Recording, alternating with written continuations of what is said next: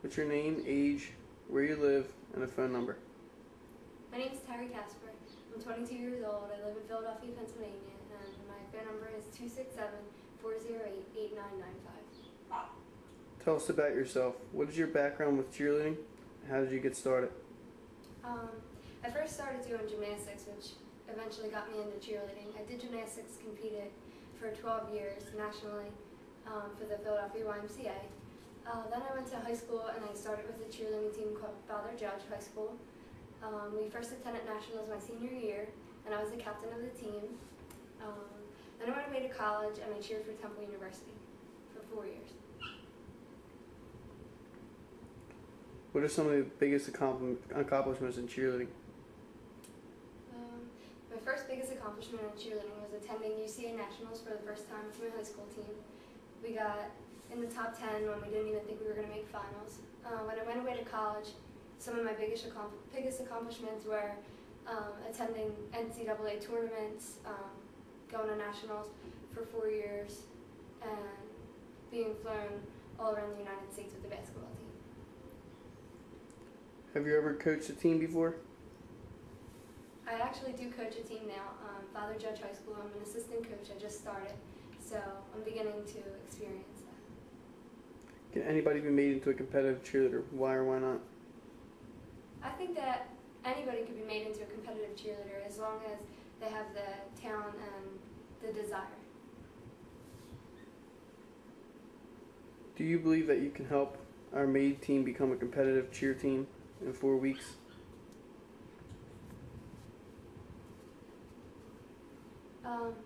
I think that as long as I have the desire in the team to want to be a competitive cheerleading team, I think that if everyone comes together and respects me as a coach, then we can get it done easily.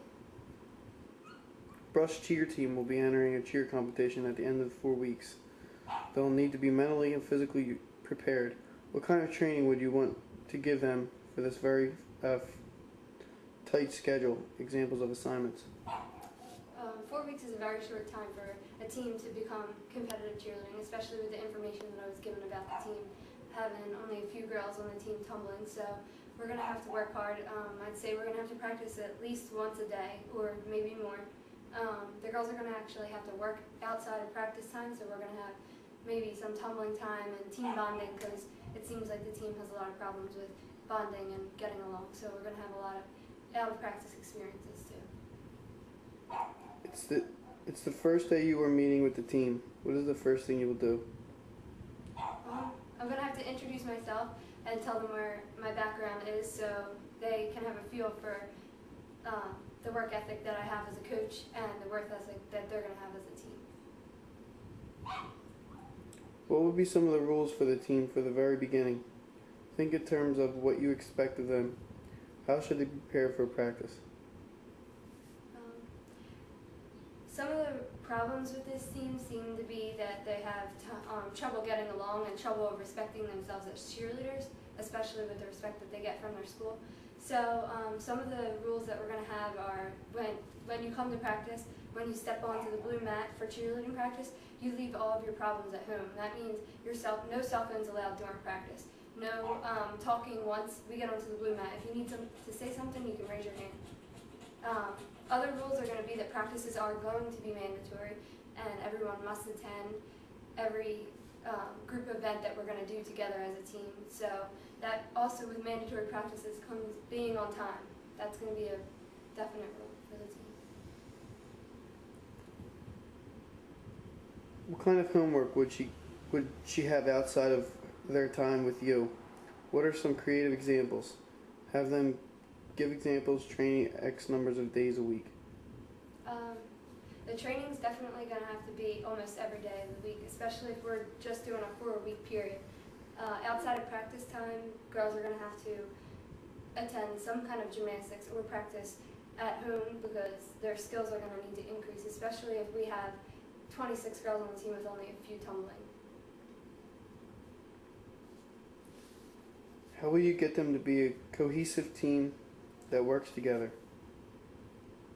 We're going to have to work on their group bonding, so we're going to have to leave all the problems at home. We're going to have the team have out of practice time where we're going to go maybe to the movies together, or maybe do another activity outside of practice and cheerleading, so we can learn who each person is on the team outside of the practice time.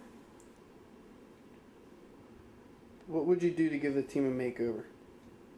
I think that, not speaking physically makeover, but thinking about our attitudes as a team, we're going to have to definitely have a makeover for the way that the school respects us. So we're going to have to go with a more positive attitude, a more positive way of representing ourselves in public and with being on the school grounds. So instead of being booed at the football games, people are going to want to watch us. Would you put the team on a fitness regimen or a diet? I don't think that anybody on the team is going to have to go on a diet. I would say that with the training that we're going to be participating in for the next 4 weeks, that I'm sure that everybody's going to shape up the way that they present themselves. What can the team immediately gain from attempting to become a competitive cheer squad? What other life lessons do you think they could gain from this? Definitely a positive outlook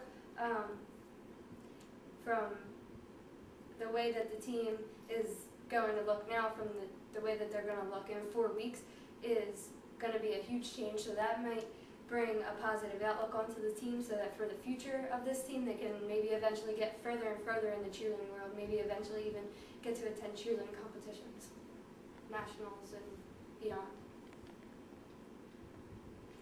With only 4 weeks to whip this team into shape, what would you consider your coaching style to be?